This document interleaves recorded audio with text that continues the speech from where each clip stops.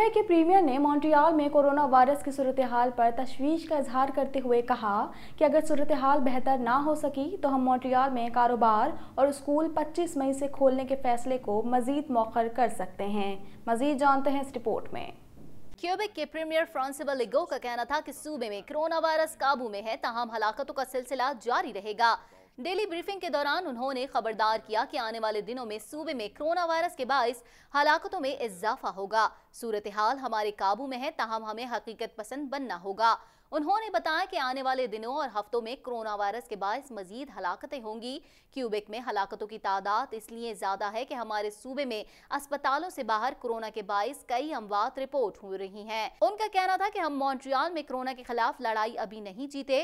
उन्होंने खबरदार किया कि अगर मॉन्ट्रियल में सूरत हाल खराब हुई तो मैं मॉन्ट्रियल को खोलने का फैसला मनसूख कर दूंगा। वाज़ेह रहे कि क्यूबेक कोरोना वायरस से सबसे ज्यादा मुतासिर होने वाला सूबा है।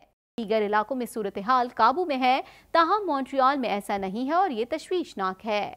क्यूबेक कनाडा का पहला सूबा है जहां स्कूल खोले गए हैं, जबकि मॉन्ट्रियल में स्कूलों को 25 मई को खोलने का फैसला किया गया है।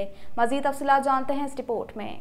गुज़िश्ता 2 हफ्ते क्यूबेक के स्कूलों में असासा और अमले ने डेस्क की मुंतकली, शेड्यूल को दोबारा तरतीब देने और दालानों में 2 मीटर फासले को बरकरार रखने के लिए निशान लगाने में गुजारे। क्यूबेक कनाडा का पहला सूबा है जहां स्कूल खोले गए हैं, जबकि मॉन्ट्रियल में स्कूलों को 25 मई को खोलने का फैसला किया गया है। सूबाई हुकूमत के इस फैसले को मुख्तलिफ स्कूल बोर्ड्स और यूनियंस की जानिब से शदीद तनकीद का निशाना बनाया गया है।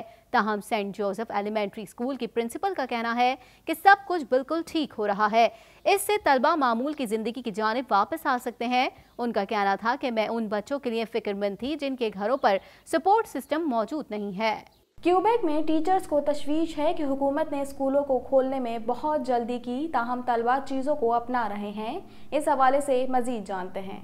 क्यूबेक के टीचर्स को तशवीश है कि हुकूमत ने स्कूलों को खोलने में बहुत जल्दी की, ताहम तलबा चीज़ों को अपना रहे हैं।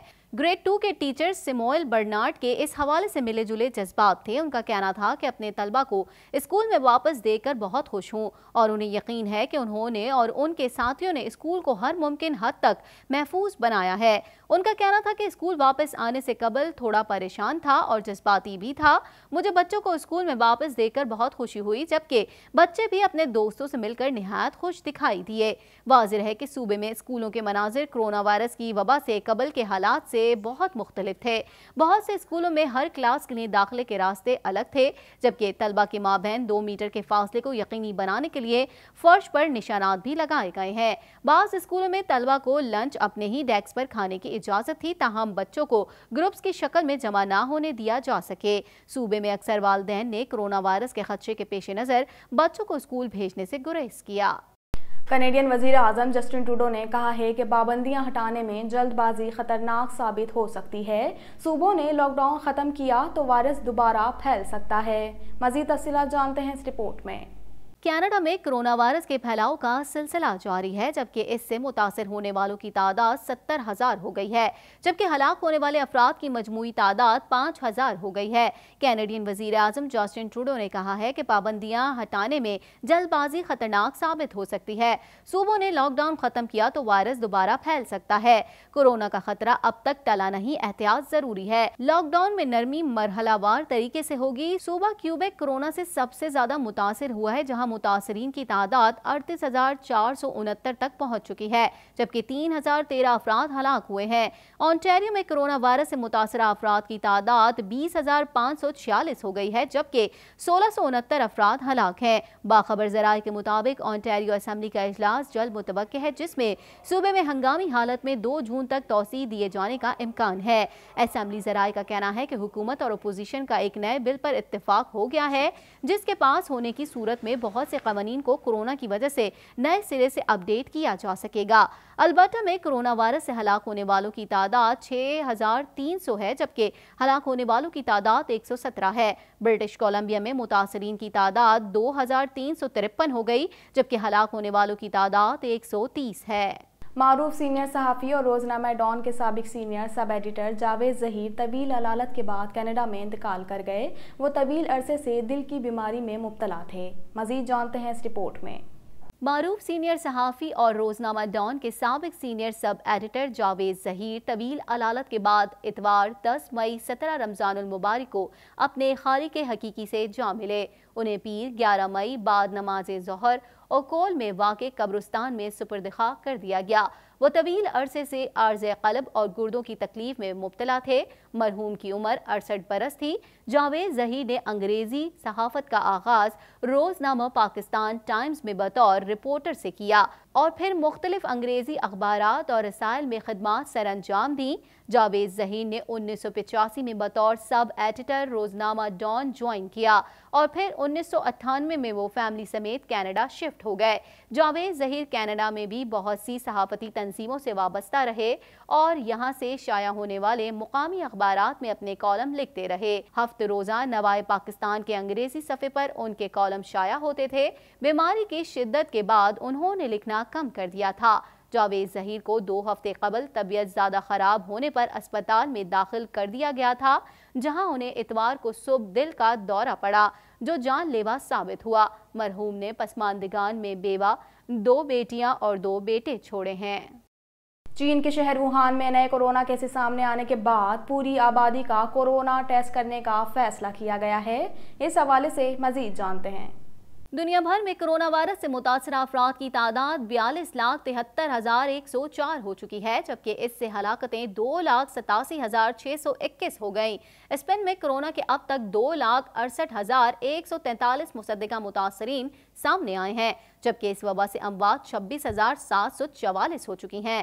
کورونا وائرس سے روس میں کل اموات 2,116 ہو گئیں، جبکہ اس کے مریضوں کی تعداد 2,32,243 ہو چکی ہے۔ برطانیہ میں کورونا سے اموات کی تعداد 32,065 ہو گئی، جبکہ کورونا کے کیسز کی تعداد 2,23,060 ہو گئی۔